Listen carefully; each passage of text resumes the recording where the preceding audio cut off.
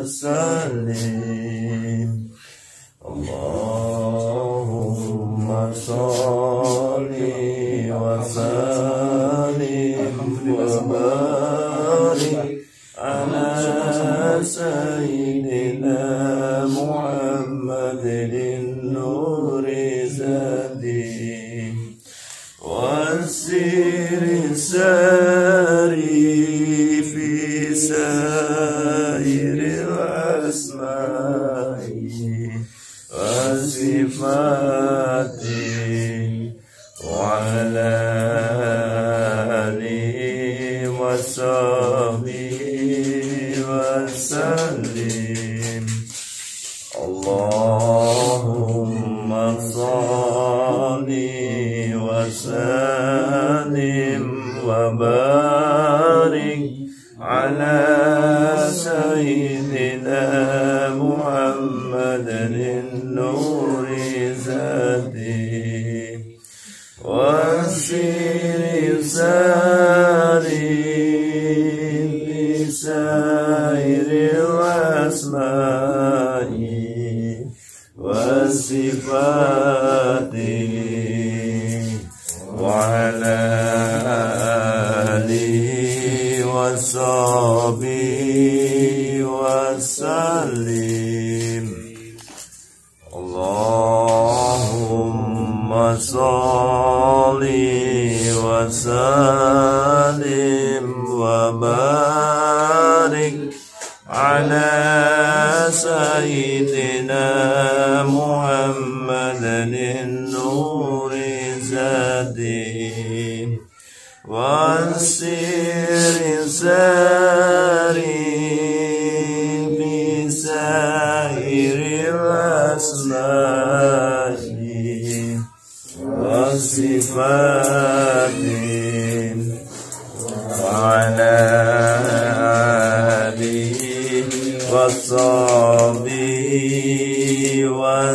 وسلم اللهم صل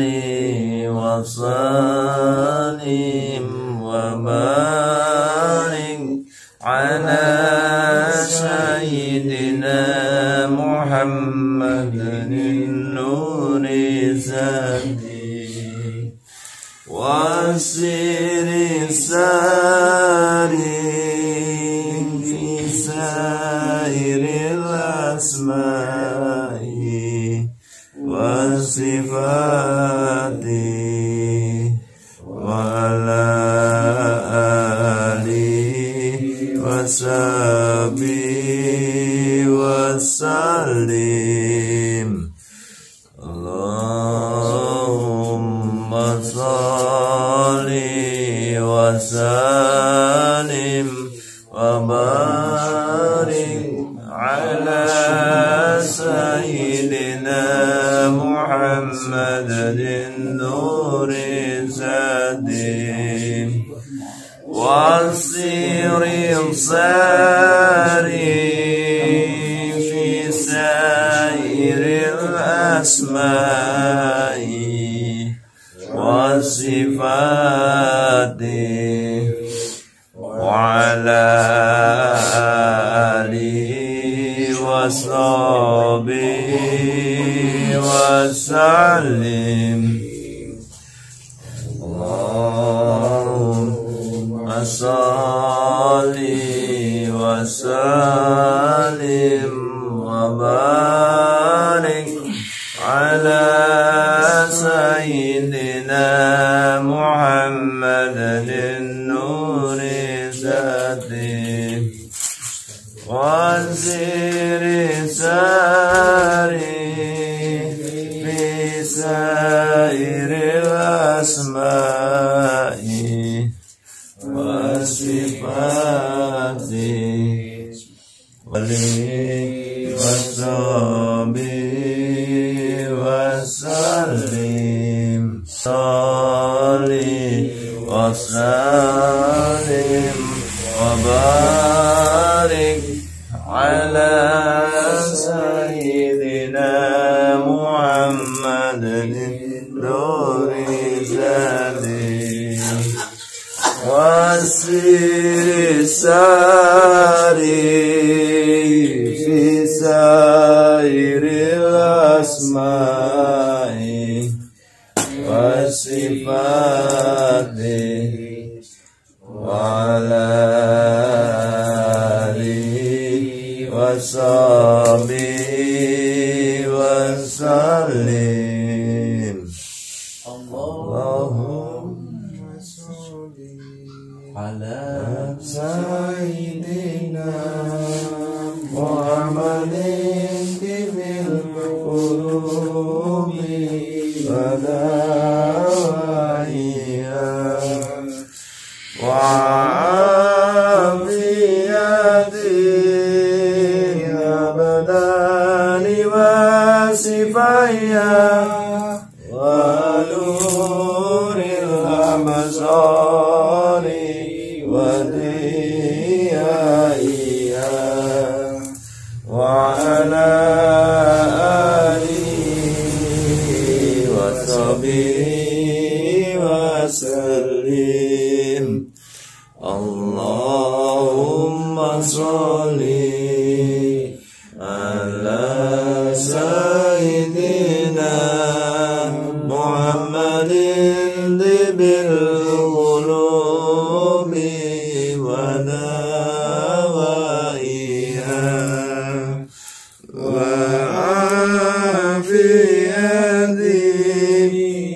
abdani wa sifaya wa nuril absari wa diyaiha wa ala alihi wa sahbihi wa sallim. Allahumma sholli ala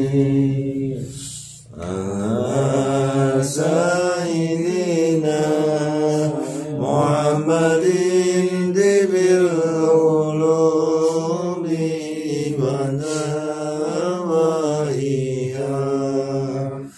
wa afiyati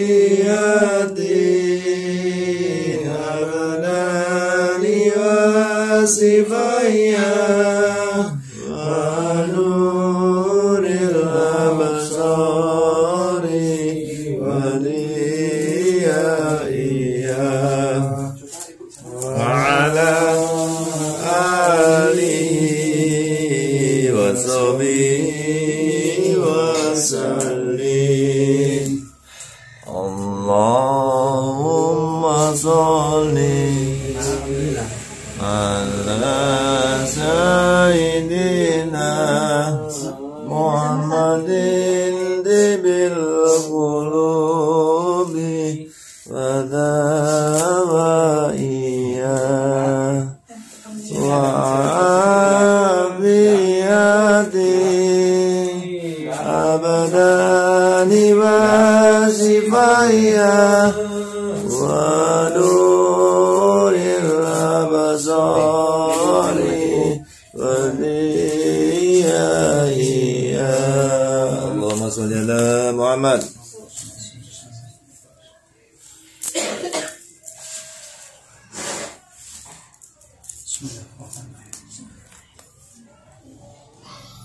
Alhamdulillahirabbil alamin.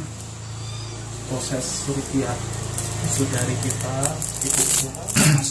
Ibu Masnah alhamdulillahirabbil alamin sudah dimudahkan oleh Allah. Nah, ini kenapa kok Allah mewujudkan benda ataupun golongan darah ataupun bau yang tak enak itu? Karena apa? Untuk pembuktian bahwasanya yang namanya santet ataupun guna-guna itu ada. Bukan kita yang minta diwujudin, tapi atas firman Allah, karena memang Allah yang mewujudkan. Jadinya untuk biar lebih kuat iman Islam kita lagi. Yang kedua, untuk bagi orang yang menonton ataupun pemirsa, ambil sisi positifnya, ambil hikmahnya. Jangan pernah takabur dengan yang namanya dukun ataupun jin tanpa iman dan takwa yang baik. Kenapa? Karena Orang yang takabur tanpa iman dan takwa yang baik, ibarat kata jin itu seperti gunung, nggak mungkin bisa dikalahkan. Bahkan jenengan-jenengan masih seperti, maaf kata, seperti kutu. Lebih gampang kalian terperdaya oleh yang namanya jin, bisikan jin ataupun setan. Tetapi dan jika jenengan pun udah punya iman dan takwa, itu pun nggak boleh takabur juga.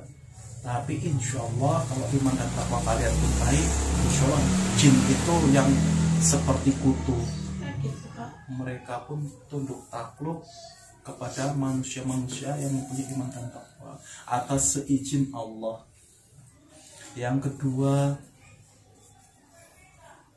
ketika pembelajaran untuk kita semua yang ada di sini, bahwasanya penyakit hati itu sangat-sangat mengerikan. Kita nggak melakukan segala sesuatu, tetapi dosanya melebihi kita melakukan segala sesuatu yang nggak baik. Makanya ada pepatah ataupun kalau orang Jawa ngomong, ojo sampai batin. Kenapa yo seperti itulah. Terkadang kalau orang Jawa yang umum juga, Mas aku habis batin mati kayak wong, nanti mati. Nah itu sebenarnya kesombongan yang sangat, padahal yang min dalik. Banyak orang yang imannya baik tapi masih suka batin, ngomongin orang, ngumpat di badan apa di hati mereka yang mereka ibarat kata seperti dukun. Seperti orang ya kasarnya kalau terkenal yang zaman sekarang kan dukun itu apa ya, dukun yang maaf kata orang-orang yang menzolimi orang. Tapi ya seperti itu, kita nggak usah ngomong dukun atau enggak. Kita juga kalau iman kita bisa dibilang sholatnya baik, zikirnya baik, tapi kita masih pendendam, kita masih pemarah, kita masih suka sakit hati, habis itu ngumpat di hati, sama juga kita sama kayak dukun. Nah, makanya sholatlah yang baik, ibadah yang baik, cuman hati pun diemong. Kalau orang Jawa ngomong, kalau orang bahasa Indonesia dipelihara. Biar apa? Insya Allah kita terhindar dari yang namanya penyakit hati. Ibadah itu ada dua, ibadah jasad dan ibadah hati.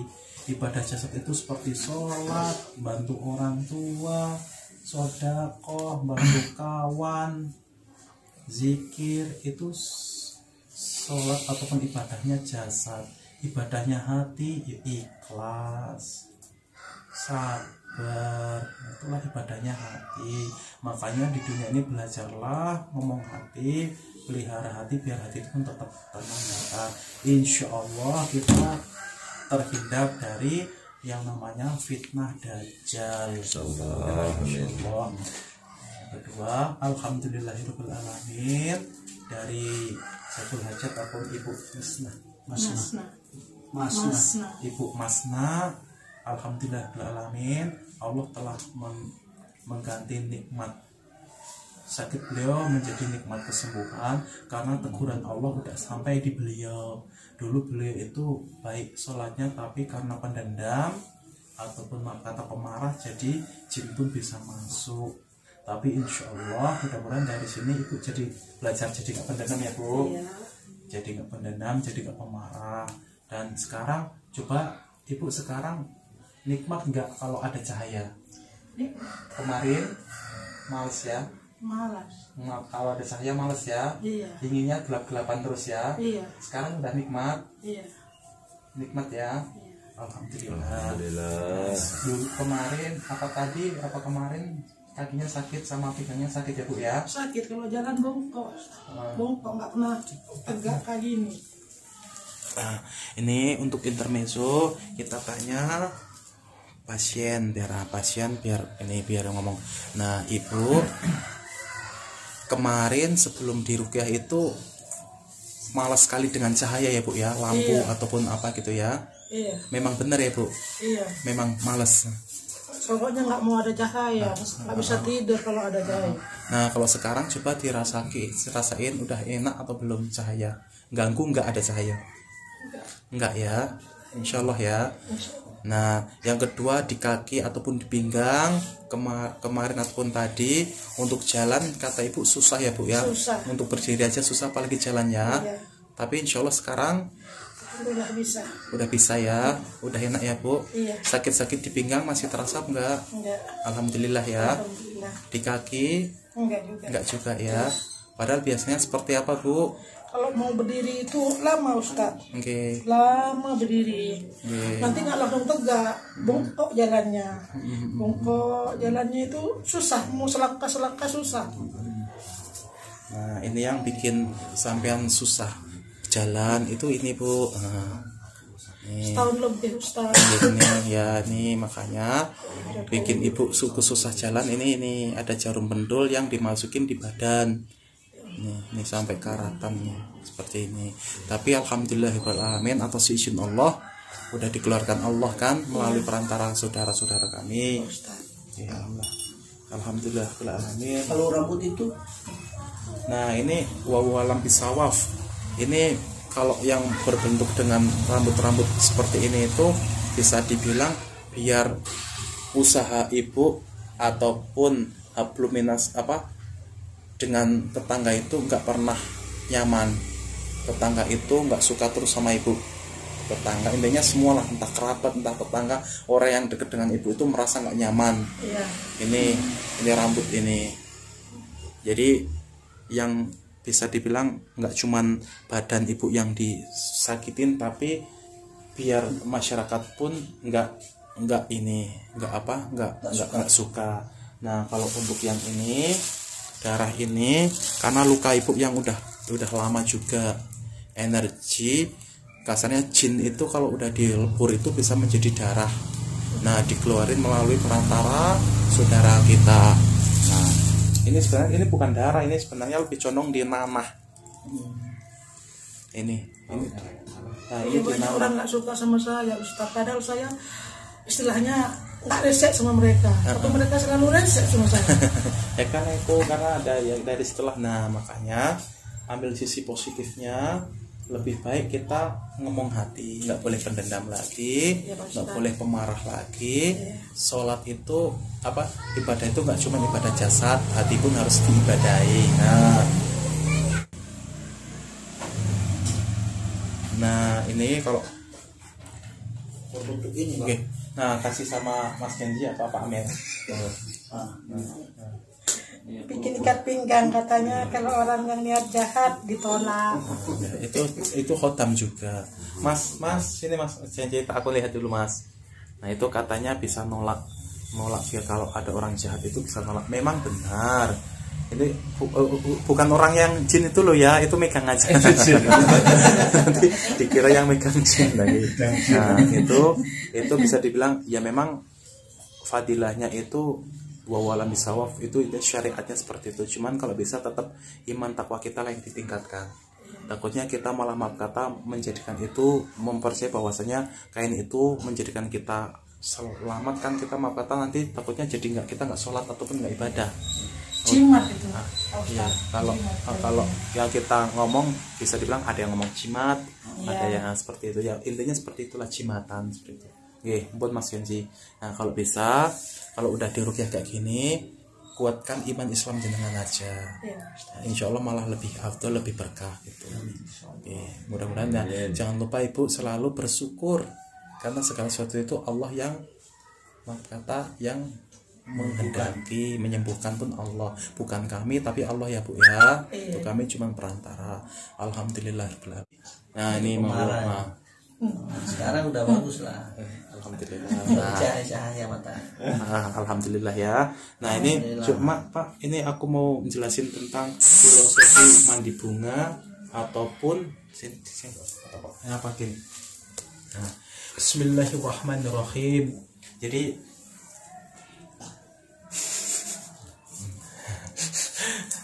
Bismillahirrahmanirrahim. Jadi biar nggak salah kaprah, terkadang ada orang ketika kita habis nyembuhin itu, kita terkadang ditanya sama orang, kemarin kami habis disuruh mandi bunga itu gimana hukumnya? Nah, kalau hukumnya itu apapun disuruh makan bunga kandil ataupun segala hal-hal yang bla bla apa disuruh make seperti ini ya. Kalau kami pribadi, kalau ditanya boleh atau enggaknya, kami nggak bisa jawab. Nah, cuman kami mau sedikit ngasih, kami nggak menyalahkan juga, tapi kami mau ngasih sedikit tips bahwasanya, nah karena kata ibu ini kemarin kami habis berobat disuruh mandi kembang. Nah, kalau kami ngambilnya itu ya kami nggak bisa menilai itu, tapi dari mandi kembang itu kami tafsir ataupun kami olah lagi bahwasanya itu sebenarnya istilah ataupun perumpamaan.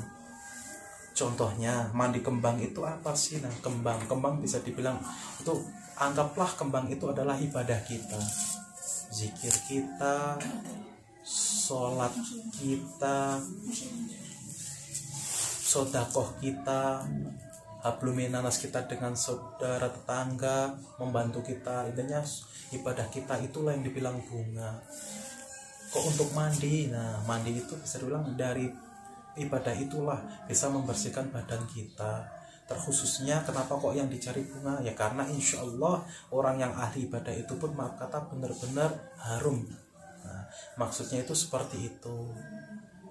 Oh, jadi bukan mandinya itu ya mandinya itu pun jadi harum juga, jadi sehat juga karena malam mandinya. Tapi jangan benar-benar langsung yakin bahwasanya bunga itu ataupun ritual itu yang menyembuhkan, enggak. Tapi ambil dari sisi pelajarannya, perbaiki amal ibadahnya biar badan kita sehat seraya seperti kita mandi bunga setiap hari. Nah, itu seperti itu kalau untuk mandi bunga. Jadi memang benar mandi bunga itu menyembuhkan, tapi lebih yang benar lagi ya mandi bunga itu ibarat kata seperti kita beribadah, ibadah yang kuat, ibadah yang ikhlas, benar-benar lillahi ta'ala. Itu seperti halnya kita mandi bunga, itu yang mendekatkan badan, jasad ataupun hati kita insya Allah sehat. Nah, kalau yang untuk makan bunga kandil itu gimana? Nah, kami pun nggak bisa menilai bahwasanya itu baik, sesat ataupun nggak baik. Kami nggak bisa ngomong, cuman kita ambil dari pelajaran dari situ. Intinya kenapa kok kita disuruh makan bunga kandil itu, intinya apalagi bunga kandil rasanya pahit. Nah, itu intinya gini, ambil sisi positifnya ataupun diambil dari pesan tersiratnya, belajarlah ngomong jujur apa adanya walaupun pahit di kita, tapi insya Allah nanti kata mulut kita harum. Karena apa? Karena kita nggak dibilang orang oh itu kadang bohong, kadang apa, enggak seperti itu. Yang kedua, insya Allah kalau kita selalu jujur, selalu selalu benar-benar terbuka, insya Allah hati kita pun tenang, datar. Nah, seperti itu. Kalau hati udah datar, insya Allah penyakit pun susah, penyakit apalagi jin itu, jin fasik itu susah masuk ke badan manusia. Makanya itu janganlah menjadi orang yang selalu menilai apa yang anda lihat itu benar atau salah, jangan. Tapi ambillah semua dikaji lagi ataupun dipelajari lagi, ambil sisi positifnya, ambil hikmahnya dari semuanya, karena semua itu ada pelajarannya. Jangan pernah menilai ataupun menganggap segala sesuatu itu nggak baik, jangan, karena segala sesuatu itu baik jika kita menggunakan akal pikiran kita untuk mencari ilmunya. Alhamdulillahirrahmanirrahim. Mudah-mudahan kesembuhan ibu, bapak, dan kita semua yang ada di sini menjadi tolak ukur kita kembali lagi nikmat ibadah kepada Allah. Alhamdulillahirrahmanirrahim. Mudah-mudahan juga untuk kami semua di sini pun dijaga istiqomah kita dalam beribadah, dan yang kedua pun selalu dibimbing Allah biar lebih baik lagi. Amin amin ya rabbal alamin. Dan akhir kalam, wassalamualaikum warahmatullahi wabarakatuh. Waalaikumsalam warahmatullahi wabarakatuh.